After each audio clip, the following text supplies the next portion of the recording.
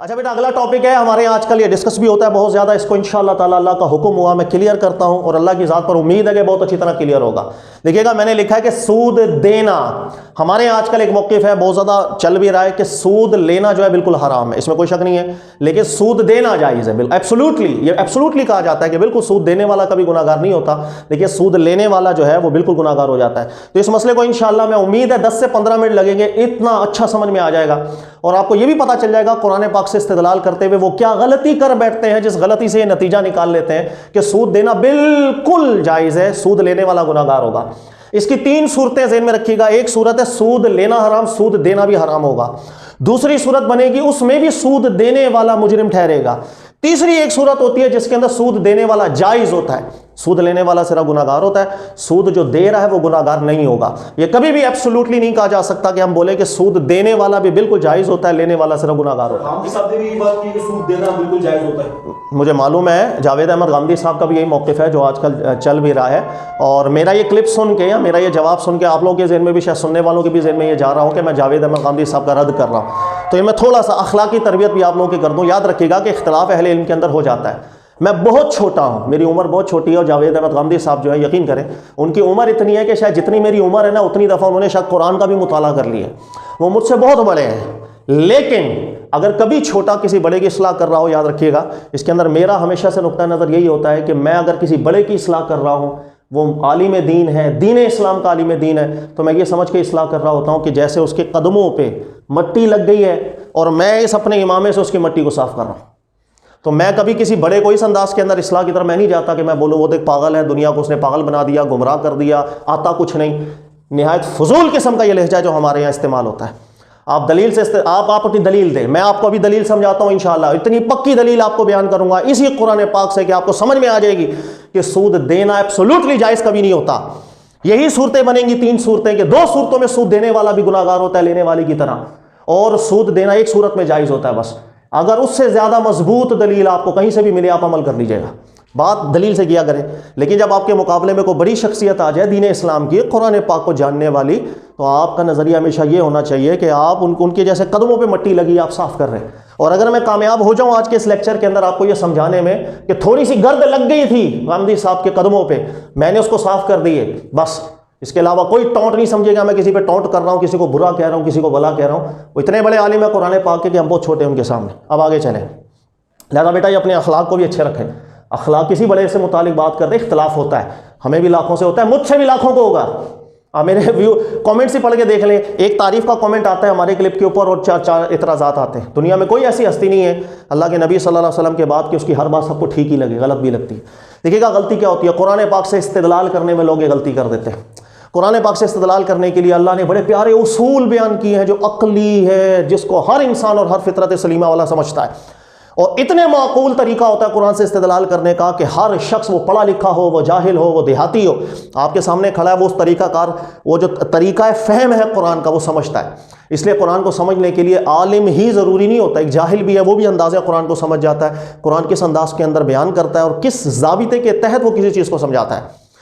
دیکھیے گا سب سے پہلے میں 1-2 مثالوں سے اس ضابطے کو آپ کو سمجھا دیتا ہوں کہ قرآن اپنی فہم کس انداز میں کرواتا ہے، اس کے بعد آپ کو سمجھ میں آ جائے گی کہ سود کے معاملے کے اندر کہ سود دینا کیا ایبسولوٹلی جائز ہے، آپ کو سمجھ میں آ جائے گا کیا غلطی ہوتی۔ اگر کسی اہل علم سے بھی ہو رہی ہے تو اس کی قدموں میں کون سی گرد ہے جو آ جاتی ہے، کوئی مسئلہ نہیں ہے، اس کو سمجھیے گا۔ دیکھیے گا ایک عقلی اصول یہ ہے کہ ہم جب کبھی کوئی کسی کو بات کرتے ہیں، کوئی حکم دیتے ہیں، کسی چیز سے منع کرتے ہیں، اس کے اندر کوئی ریزن ہوتی ہے، وہ وجہ ہوتی ہے، علت ہوتی ہے، عربی کے اندر علت کہا جاتا ہے۔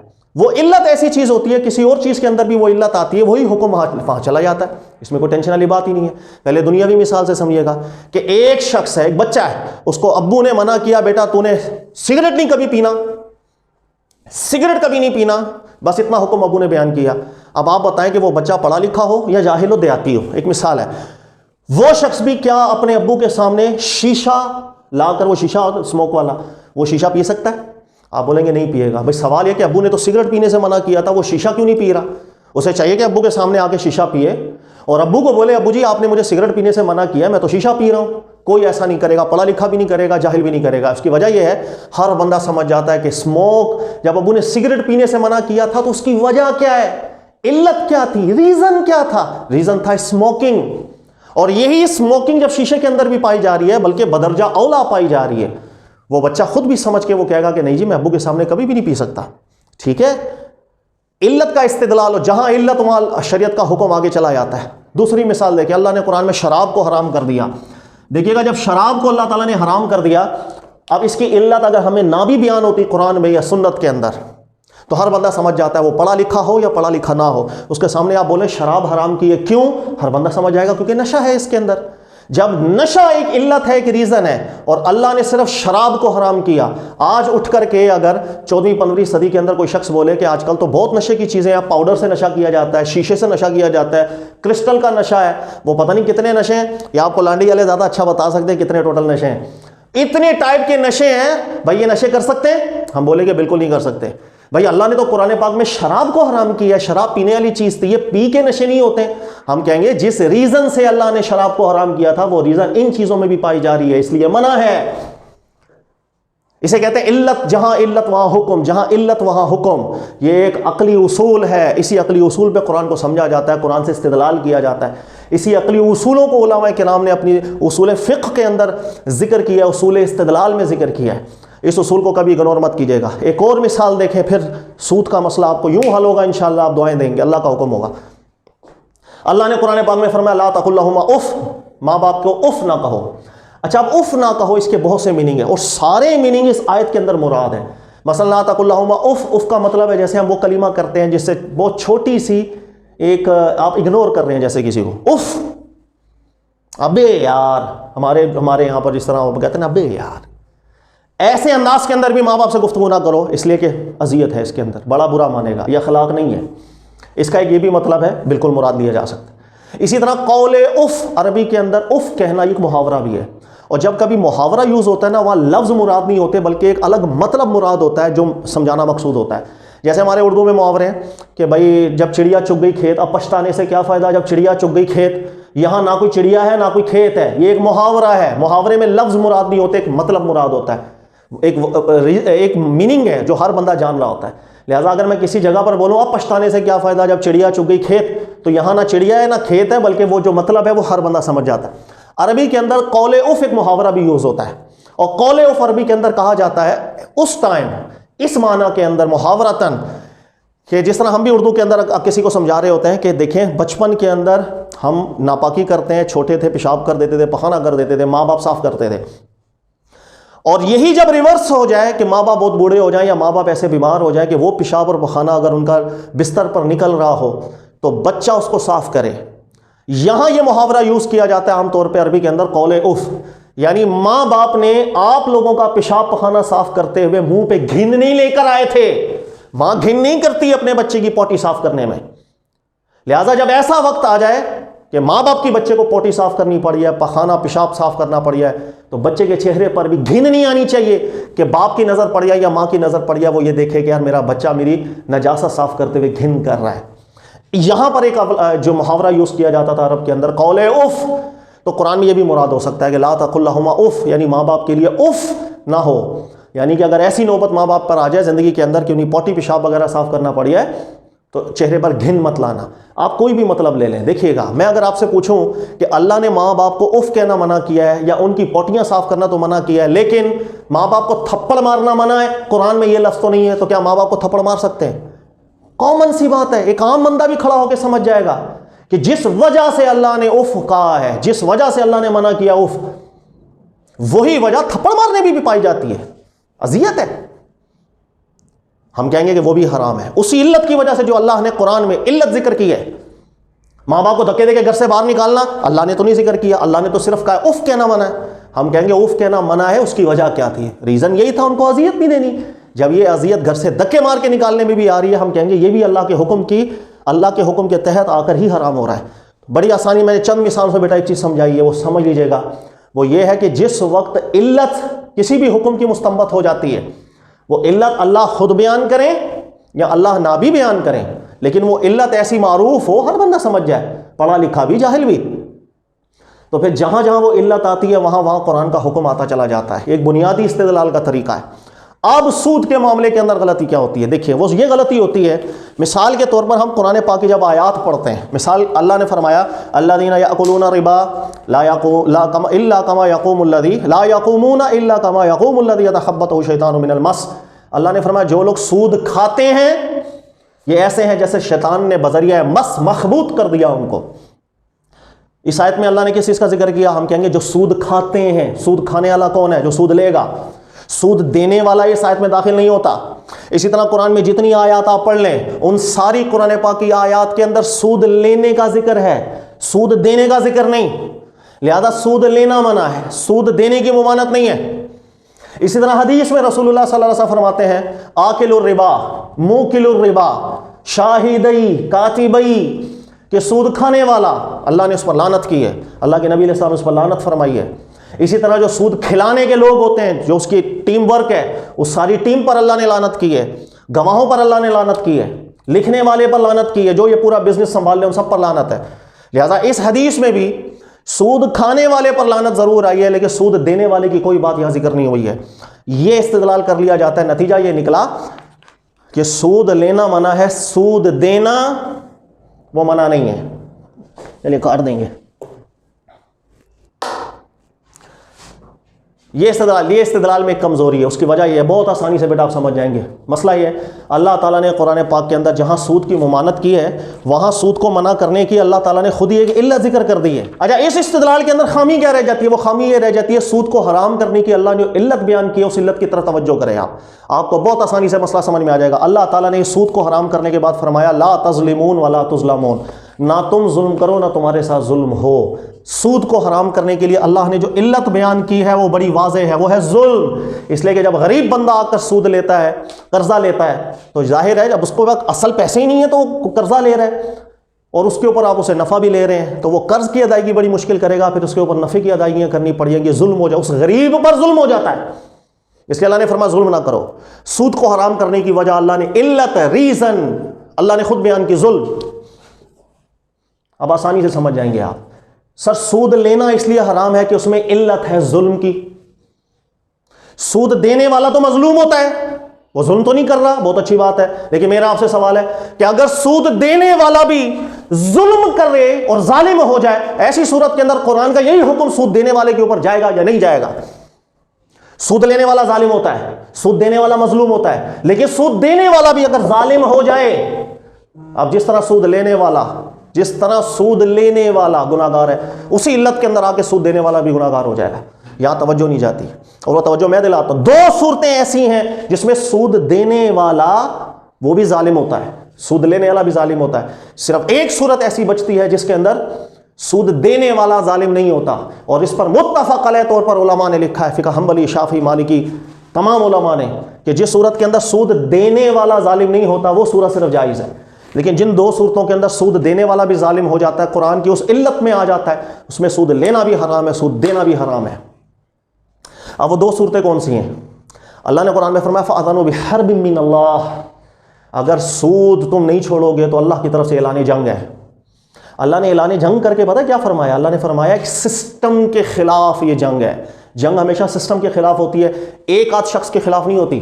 قرآن کی آیت کو سمجھے، اللہ نے جنگ کی بات کی تو جنگ ایک بندے کے ایک گندا کمرے کے اندر بیٹھ کے کسی سے سود لے رہا ہے، سودی قرضہ لے رہا ہے، اس اکیلے کے خلاف جنگ نہیں، کارروائی ہوگی چھوٹی سی، اس کو سزا دے دی جائے گی۔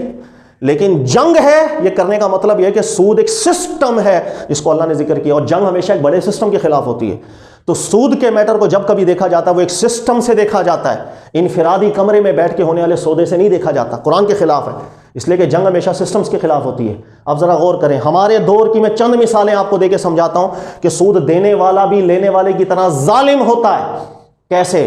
ہمارے یہاں جو سود لینے والے، میں نے اپنے دور کو دیکھنا ہے نا، ظاہر ہے میں آپ 200 سال پہلے سود کی کیا مثالیں تھیں میں وہ تو دے نہیں سکتا، میں نے آج کے سسٹم کو دیکھنا ہے، آج کے سسٹم کے اندر کیا چل رہا ہے۔ سود پر قرضہ لینے والوں کی دو قسمیں، ایک تو غریب طبقہ نکالو اس کو، ابھی میں اس کی بات نہیں کر رہا، ابھی میں بات کر رہا ہوں کہ وہ کروڑ پتی لوگ جو بینکوں سے قرضہ لیتے ہیں کروڑوں اور اربوں کا، ایک فیکٹری ان کی لگی ہوتی ہے دوسری فیکٹری بنانے کے لیے۔ ان کا طریقہ کار کیا ہوتا ہے؟ ان کا طریقہ کار یہ ہوتا ہے، ایک بندہ ہے کروڑ پتی ہے، فیکٹری ہے اس کی، لاکھوں کروڑوں روپیہ سال کا کما بھی رہا ہے، لیکن وہ چاہتا ہے میری ایک فیکٹری سے 2 فیکٹریاں ہو جائیں. وہ کسی بینک سے قرضہ لے گا دوسری فیکٹری لگانے کے لیے بھی. جب وہ بینک سے قرضہ لے گا آبویسلی اس کو سود دے گا. لیکن سوال یہ کہ ہمارے یہاں جتنے بھی بڑے بزنس مین ہیں, اگر آپ کو عرف کا معلوم ہے جا کے پوچھ لیجئے گا, جب یہ کروڑ اور اربوں روپیہ لے کر کے اپنی دوسری فیکٹری لگاتے ہیں تو سود اپنی جیب سے نہیں دے رہے ہوتے, بلکہ یہ جو پروڈکٹ بناتے ہیں اس پروڈکشن, وہ جو پروڈکٹ ہے اس کے اوپر اس کی کاسٹ اتنی رکھتے ہیں کہ خریدار سے جو پیسے آتے ہیں اسی کے اندر وہ سود کا بھی ایک ایسٹیمیٹ رکھتے ہیں کہ بھائی اسی پروفٹ سے ہم نے, یہ تو ہمارا خرچہ ہے, اور یہ ہے وہ جو بینک کو ہم نے قرضہ دینا ہے واپس اور سود دینا ہے واپس. جیب سے سود کون دیتا ہے؟ آپ نے اپنے معاشرے کے سسٹم کو ہی نہیں دیکھا آج تک. غور کیجئے گا, 1 کروڑ پتی شخص ہے, ارب پتی شخص ہے, اس نے ایک فیکٹری لگائی, مثلا دودھ کا ڈبہ, ایک فیکٹری لگانی ہے, اس نے قرض لیا بینک سے سود پر, اس سے فیکٹری لگا دی, پروڈکٹس بنی. اس پروڈکٹ کو کتنے میں نے آگے بیچنا ہے کہ مجھے اتنا نفع آئے کہ اس نفع سے میں نے قرض بھی دینا ہے, سود بھی دینا ہے, خرچے بھی نکالنے ہیں. یہ اس پروڈکٹ کے اوپر ساری حساب کرتا ہے. پھر اسی پروڈکٹ کو آگے وہ بیچتا ہے. بیچنے والوں کے اندر امیر, خریدنے والوں میں امیر بھی ہوں گے, وہ پروڈکٹ خریدنے والوں میں غریب بھی ہوتے ہیں. وہی امیر اور غریب جب وہ پیسے دے رہے ہیں, انہی پیسوں سے نفع اس کے پاس آ رہا ہے, اور یہی نفع وہ واپس قرض بھی کر رہا ہے, سود بھی کر رہا ہے. اپنی جیب سے سود نہیں دے رہا ہوتا.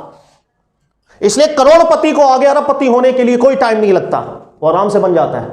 لیکن یہاں سوال یہ ہے, سود لینے والا تھا بینک, غور کریں, سود لینے والا تھا بینک, اور اس کو سود دینے والا تھا وہ ارب پتی شخص جس نے دوسری فیکٹری لگانے کے لیے بینک سے قرضہ لیا تھا. لیکن جب یہ سود واپس کر رہے ہیں تو وہ کروڑ پتی اپنی جیب سے سود واپس نہیں کر رہا, بلکہ وہ بھی غریبوں سے ہی پروڈکٹ بیچ کے, انہی سے پیسہ, انہی سے زیادہ منافع رکھ کے, مہنگی چیز بیچ کر کے سود واپس کر رہا ہے. آسان الفاظ کے اندر یہاں سود لینے والا تو حرام میں مبتلا ہو رہا ہے, ظالم ہے. ارے سود دینے والا بھی اللہ کے بندو اس صورت کے اندر وہ غریبوں کو چیزیں بیچ کر ہی, انہی سے زیادہ منافع لے کر ہی سود اتار رہا ہے. ایٹ دا اینڈ بوجھ غریب کے اوپر ہی پڑ گیا. جب غریب کے اوپر ہی پڑ گیا تو یہاں سود لینے والا بھی ظالم ہے, یہاں سود دینے والا بھی ظالم ہے, کیونکہ وہ آگے سے سود لے کے آپ کو دے رہا ہے, اپنی جیب سے سود تھوڑی دے رہا ہے. لہٰذا یہ وہ پہلی صورت ہے, میں نے بڑے آسان الفاظ کے اندر آپ کو سمجھا دی. آپ آج کے کاروباروں کو جا کر کے دیکھیں, ایک فیکٹری والا جب دوسری فیکٹری لگاتا ہے وہ جیب سے سود نہیں دیتا, پروڈکشن جس کی جو پروڈکٹ ہے وہ بیچتا ہے, اسی کے اندر اتنی کاسٹ رکھتا ہے کہ اس کا قرض بھی نکلے, سود بھی نکلے. غریبوں کی جیب سے ہی پیسہ نکل کے آگے جاتا ہے. مظلوم تو پھر غریب ہو گیا, مظلوم تو غریب ہو گیا. یہاں سود لینے والا بھی ظالم, سود دینے والا بھی ظالم, اس لیے کہ سود دینے والا اپنی جیب سے نہیں دے رہا. پہلی صورت ہو گئی. دوسری صورت دیکھیں جلدی سے, میں حکومتی قرضوں کی ایک مثال دیتا ہوں. آج پاکستان کی حکومت قرضہ لیتی ہے سود پر, کیونکہ پوری دنیا میں سودی نظام رائج ہے بھائی. جب رائج ہے تو کیا کریں, اب مجبوری ہوئی, سود لے لیا. اب سوال یہ کہ جب حکومت پاکستان سود لیتی ہے, بڑے آرام سے آپ سمجھیں گے, سود پر قرضہ لیتی ہے, سود واپس کرنے کے لیے اپنی جیب سے سود کوئی دیتا ہے؟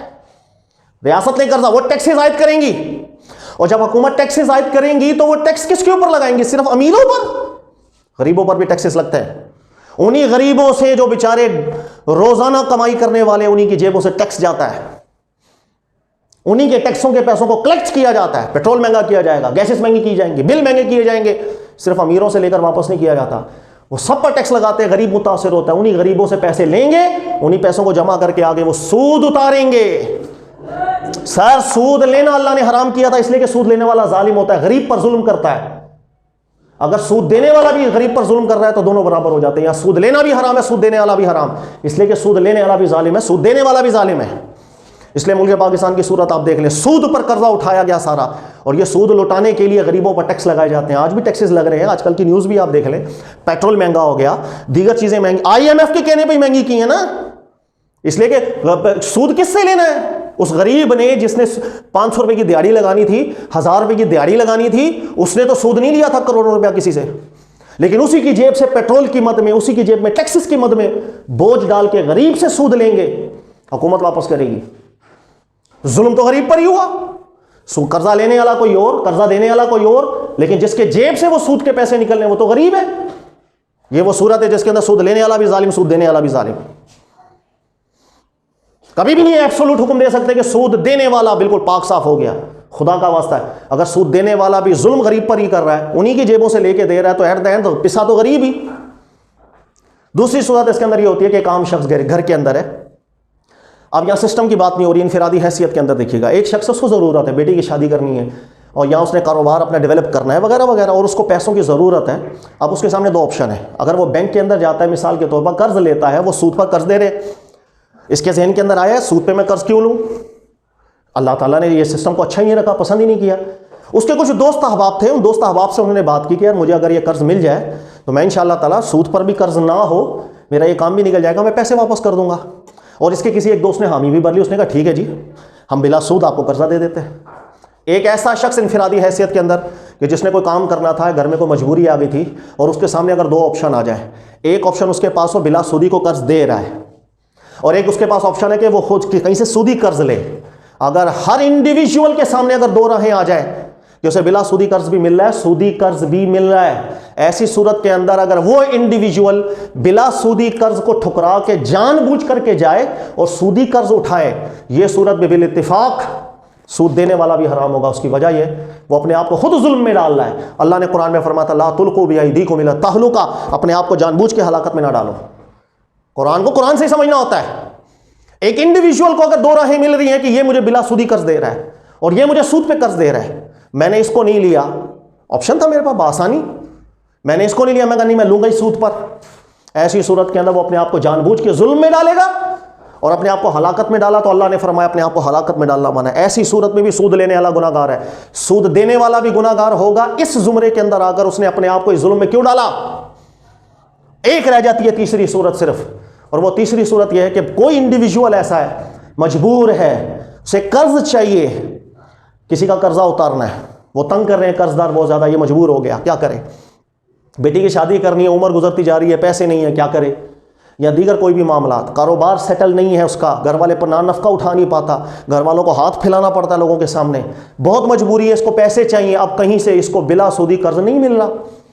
یہ ہے وہ واحد صورت کہ اگر کسی کو مجبوری ہو اور اس پر احسان کرنے والا، انفاق کرنے والا، زکوٰۃ دینے والا، بلا سودی قرض دینے والا کوئی مل نہیں رہا ہے، ایسی صورت کے اندر وہ اگر جاتا ہے سودی قرض لے گا، اس شخص کے لیے، اس انڈیویجول کے لیے سود دینا گناہ نہیں ہوگا، صرف سود لینے والا گناہ گار ہوگا. وہ بیچارہ پہلے ہی اتنا مجبور ہے اور اس مجبوری میں اس کی کوئی ہیلپ نہیں کر رہا، انفاق اس کے اوپر کوئی نہیں کر رہا، اس کی کوئی مدد نہیں کر رہا، بلا سود کو قرض نہیں دے رہا. اس صورت میں پوری قوم گناہ گار ہوتی ہے. ایسا انڈیویجول جب سودی قرض لے گا وہ سود دینے والا گناہ گار نہیں ہوگا، لیکن پوری قوم گناہ گار ہوتی ہے کہ اللہ تعالیٰ نے انفاق کی ترغیب تمہیں کیوں دی تھی، اللہ نے کیوں قرض حسنہ کی ترغیب دی وغیرہ، اس لیے کہ قوم نے اس کی مدد نہیں کی. وہ پوری قوم کا مجرم، پوری قوم اس شخص کی مجرم ٹھہرتی ہے. یہ ایک صورت ہے جس کے اندر سود دینے والا گناہ گار نہیں ہوتا، لینے والا گناہ گار ہوتا ہے. جس صورت کے اندر دینے والا بھی ظالم ہو، لینے والا بھی ظالم ہو، وہاں دونوں صورتیں ایسی ہیں جو حرام ہے. اور تیسری صورت ہے کہ جس بندے کے سامنے دونوں راہیں آ جائیں اور وہ جان بوجھ کے سود کی معاملات کے اندر اپنے آپ کو ڈالے، اپنے آپ کو ہلاکت میں ڈالنے کے زمرے کے اندر، وہ بھی حرام میں مبتلا ہوتا ہے. یہ ایک بہت آسان استدلال کے اوپر میں نے آپ کو تحقیق بیان کر دی ہے، اور اس تحقیق کے بعد مجھے امید ہے اگر آپ میں سے یا سننے والوں میں سے کسی بھی شخص کی اگر رسائی ہے تو پوچھ لیجئے گا اس محترم شخص سے، میرے بھی محترم ہے، کہ اگر میں نے ان کے قدموں سے گرد ہٹا دی ہے، قبول کر لیجئے گا. Thank you.